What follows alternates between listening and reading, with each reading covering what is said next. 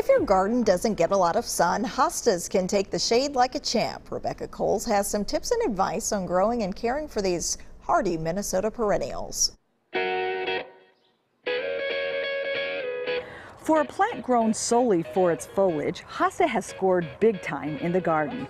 Sporting an extraordinary range of sizes, shapes, colors, and textures, and over 3,000 cultivars, it's easy to see why Minnesotans love this perennial. And they're a cinch to grow, which is why we love them, right? Now, Hosta do hog the shady garden, but they do thrive in the sun as well.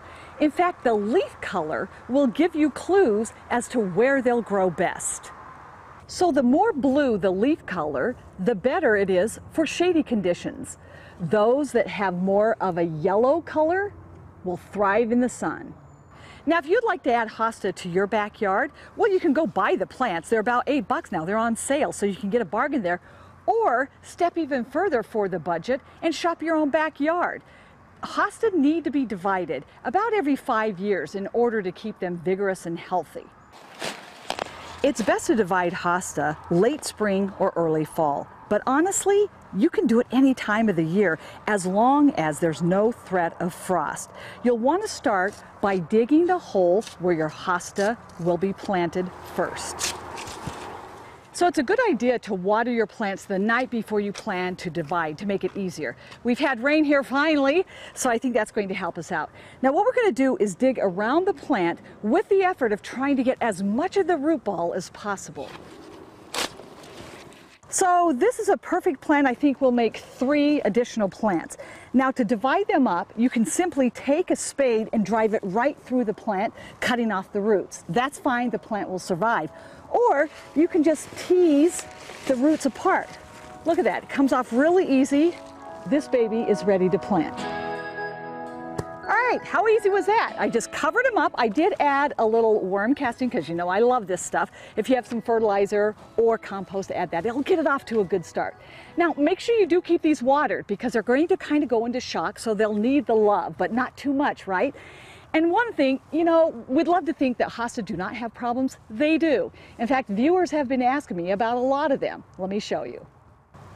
Like this Hosta here, the tips of the leaves are scorched and they're curled up. This is a result of too much heat and not enough water. Basically, that means that the plant was losing water faster than it was gaining water. As a result, the searing heat scorches the ends of the plant and, of course, dries out the tissue there. Now, there's not much we can do about this, except if you don't like it, feel free to trim it off.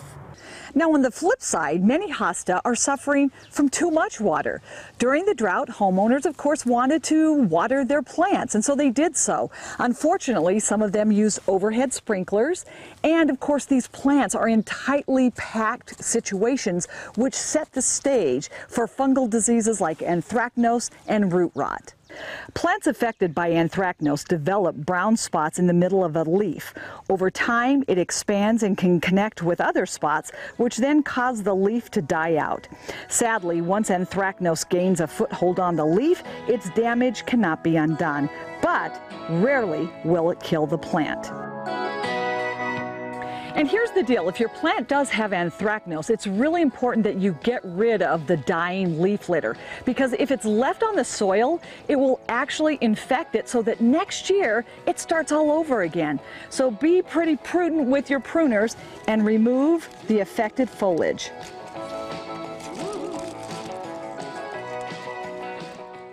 And then there's the slugs. No Hosta garden is complete without them. They thrive where Hostas typically grow, which is shady, moist areas.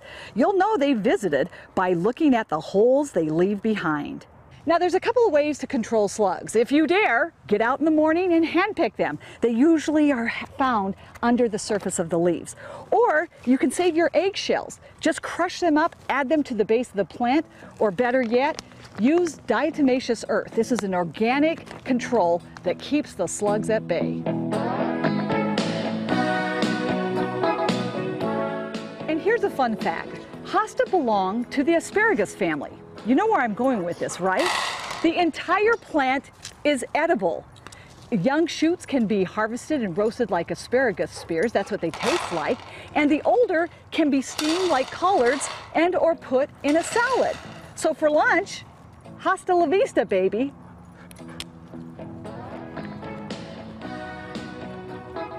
Oh, not bad, but I'll stick with the arugula. For your garden, I'm Rebecca Kolls, WCCO 4 News. You can find more tips, advice, and recipes on Rebecca's Instagram page.